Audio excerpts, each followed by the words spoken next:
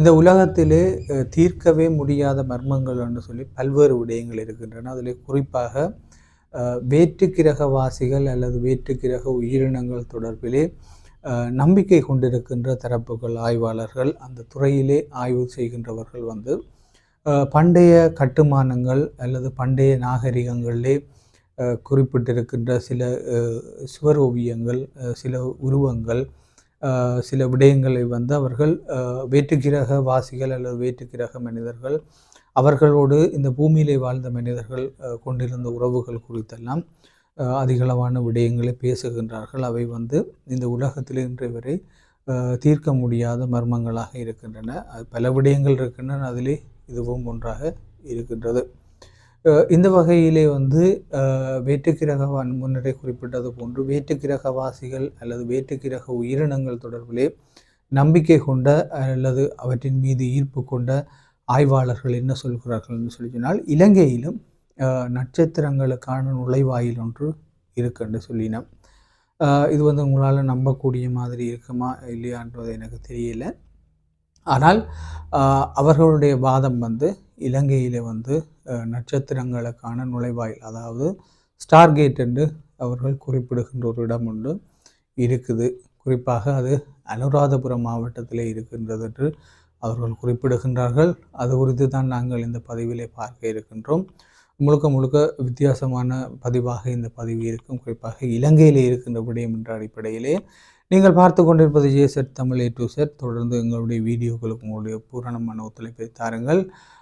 புதிதாக இந்த சேனலை பார்க்குறீங்கன்னா சப்ஸ்கிரைப் பண்ணுங்க, நண்பர் கூட பகிர்ந்து கொள்ளுங்க. முழுமையான வீடியோ பதிவுக்குள்ளே போகும்.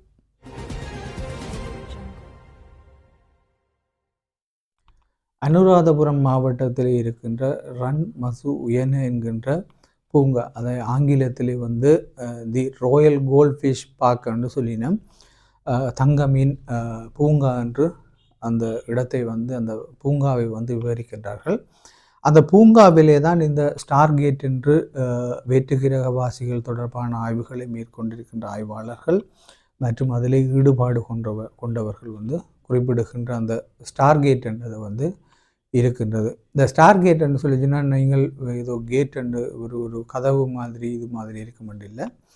குறிப்பாக அது ஒரு பாறையிலே கீறப்பட்டிருக்கின்ற ஒரு பழங்கால ஓவியம் என்றால் அது செதுக்கல், பழங்காலத்திலே ஒரு பாறையிலே செதுக்கப்பட்டிருக்கின்ற ஒரு வரைபடம் தான் ஸ்டார்கேட் என்று அவர்கள் குறிப்பிடுகின்றார்கள். குறிப்பாக வேற்றுக்கிரகங்களில் இருக்கின்ற மனிதர்கள் இந்த உலகத்திற்கு நுழைவதற்கான வாயில் என்று சொல்லி அவர்கள் அதனை குறிப்பிடுகின்றார்கள். ஆனால் இந்த ஸ்டார்கேட் என்று அவர்கள் குறிப்பிடுகின்ற இந்த பாவா சக்கரா அல்லது சக்வாலா சக்கரா என்று குறிப்பிடப்படுகின்ற இந்த சக்கரம், அதாவது இந்த சக்கர வடிவத்திலே ஒரு பாறையிலே செதுக்கப்பட்டிருக்கின்ற இந்த வரைபடம் என்பது இந்த உலகத்திற்குள் வேற்றுக்கிரகவாசிகள் நுழைவதற்கான நுழைவாயில் என்று வேற்றுக்கிரகவாசிகள் தொடர்பான நம்பிக்கையாளர்கள், அது குறித்த ஆய்வாளர்கள் குறிப்பிடுகின்றார்கள்.